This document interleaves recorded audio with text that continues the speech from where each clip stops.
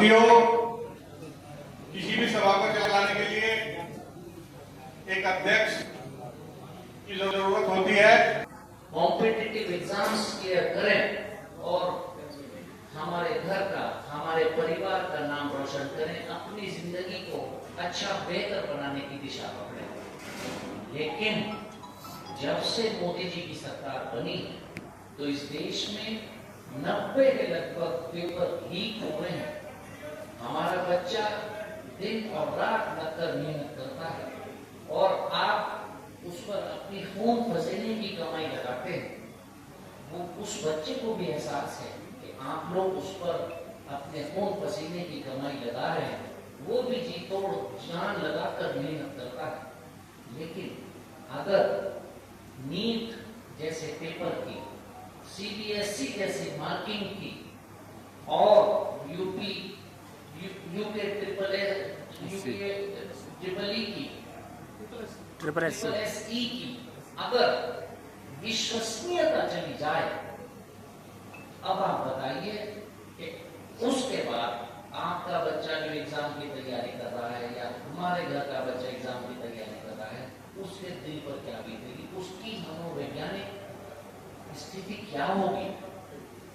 कौन सा घर है जिसका बच्चा एग्जाम देने की नहीं सोच रहा है या आने वाले वक्त में इम्तिहान देने के बारे में नहीं सोच रहा है। हर घर का बच्चा सोच रहा है। जी जितेंद्र भाई। सर, जैसे चुनाव की तैयारी हो रही है और विधायक जी आपका पूरा समर्थन कर रहे हैं और इस पर बहुत जन सैलाब आपके साथ हैं और कुछ व्यक्ति ऐसे हैं जो अभी तक नहीं आ रहे हैं, तो सर उनके बारे में आपका क्या विचार है? कांग्रेस पार्टी का ये दौर है, आने वाला जो दौर है अब आपको कांग्रेस पार्टी का दिखाई देगा।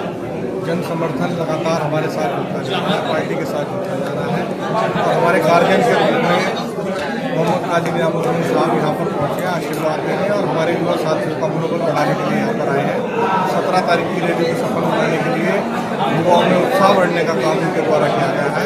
तो इसी का परिणाम ये रहेगा कि हमारे युवा साथी भारी संख्या में 17 तारीख को देहरादून चलेंगे और कांग्रेस पार्टी का कानपुर से अलग आवाज मानेंगे। सर, देखने में आ रहा है कि आप डोर टू डोर गांव-गांव जाके बहुत मेहनत कर रहे हैं।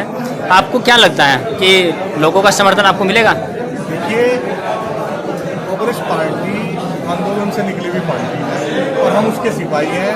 हम संघर्ष करना जानते हैं, हम सड़कों से लेकर सदन तक संघर्ष करना जानते हैं और उसके आदी हैं। ये हमारे लिए कोई अलग काम नहीं है, नियमित हमारे लिए एक बिल्कुल कार्य है जिसे हम लगातार कर रहे हैं और निश्चित हमारे काम के साथ पार्टी के साथ लोगों का रुझान बढ़ता जाता है।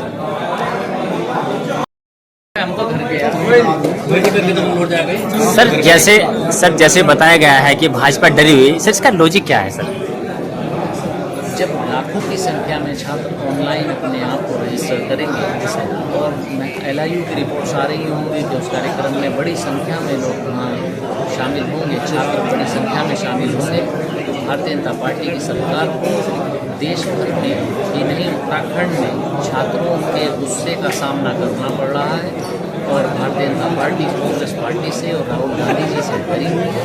तो ये सारे विषय जोड़कर भाजपा घबराई हुई, डरी हुई, सहमी हुई प्रतीत होती है और वही डर सामने दिखा कि उन्होंने पूरी हुई परमिशन जिसकी अच्छे धनराशि भी उन्होंने जमा करवा ली थी, परेड ग्राउंड की परमिशन कैंसिल कर दी।